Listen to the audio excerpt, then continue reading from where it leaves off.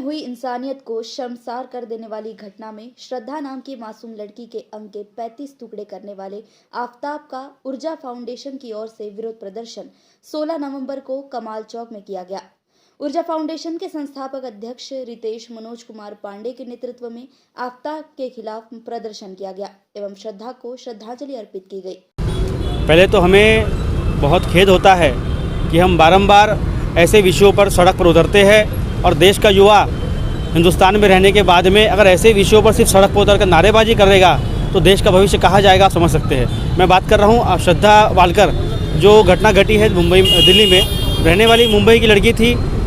प्यार हुआ, सब कुछ हुआ, ठीक है, लेकिन ये विषय बार बार आकर के सुई की कांटा वहीं क्यों अटकती है कि आफ्ताब, अब्दुल, हमीद, इन सभी के ही पास में आगे क्यों जुड़ती है। तो इसका कारण हम समझ सकते हैं, ये कहीं ना कहीं लव जिहाद का विषय है। ये कहीं ना कहीं जिहाद चला करके विषय चलाया जा रहा है और पर्टिकुलर एक विषय को लेकर के। लड़की, नो डाउट लड़की की गलती थी कि उसके बहकावे में आ गई, लेकिन उसके बाद में वो एक सच्चा प्यार करने के बाद में उसके पास गई और अपने माता पिता को संस्कार को साइड में रख करके उसके साथ गई। उसके बाद में उसे क्या मिला, उसका परिणाम। हमारे संस्कृति में कहा जाता है कि कुंडली मिला करके 36 गुणों के बाद शादी की जाती है ताकि भविष्य लड़की का अच्छा हो, लेकिन उसके बाद में हम क्या देखते हैं, 35 टुकड़े उसको उसके रिजल्ट में मिलता है। 35 टुकड़े किए गए। आप सोच सकते हैं कि शरीर के 5 फुट 4 इंच की उसकी हाइट है और उस हाइट में 35 टुकड़े किस प्रकार निर्ममता से किया होगा उसने।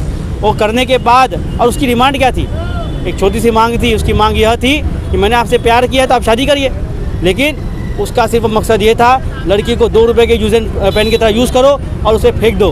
उनकी सिर्फ यही मानसिकता है। ये आफ्ताब हो, अब्दुल हो, हमीद हो, कोई भी हो, इनकी एक ही मानसिकता है कि वो लड़की को यूज़ करे और फेंक दे। लेकिन अब ये देश में नहीं चलेगा। इस देश में एक देश एक कानून ज़रूरी है। हम देखते हैं दुबई में से केस में कि यहाँ चोरी होने पर भी हाथ काटा जाता है, रेप करने पर प्राइवेट पार्ट को काटा जाता है, लेकिन एक हिंदुस्तान ऐसा देश है जहाँ रेप, बलात्कार, ये सब करने के बाद में भी 5,000, 10,000, 1 लाख, 2 लाख पैसे दे करके अपराधी बाहर घूम रहा है। और कहीं ना कहीं दूसरी एक श्रद्धा एक शिकार होने के लिए आज भी मैं दावे के साथ कह रहा हूँ, कहीं ना कहीं तैयार हो रही है। इसीलिए जब तक इस देश में एक कड़ा कानून नहीं बनता, एक कड़ा ऐसा कानून नहीं बनता कि जिसमें लोगों की रौंक खौफ जाए ऐसा गुनाह करने के लिए।